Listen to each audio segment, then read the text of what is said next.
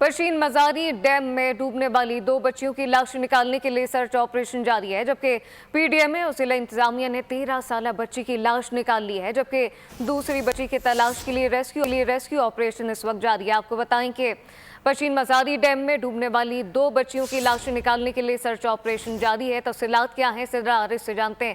سدرا بتائیے گا، ایک بچی کی لاش نکال لی گئی ہے، سرچ آپریشن اب بھی جاری ہے؟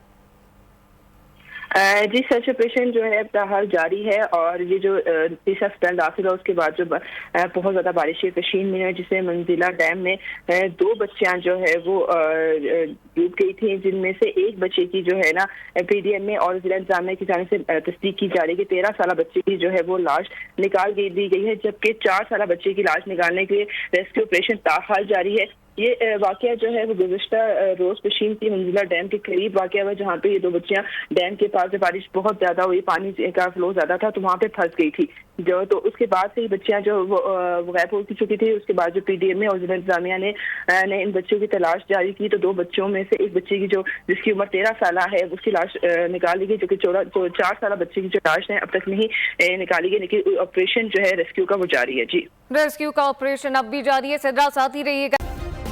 سبسکرائب کریں اور بیل دبائیں تاکہ کوئی خبر رہ نہ جائے۔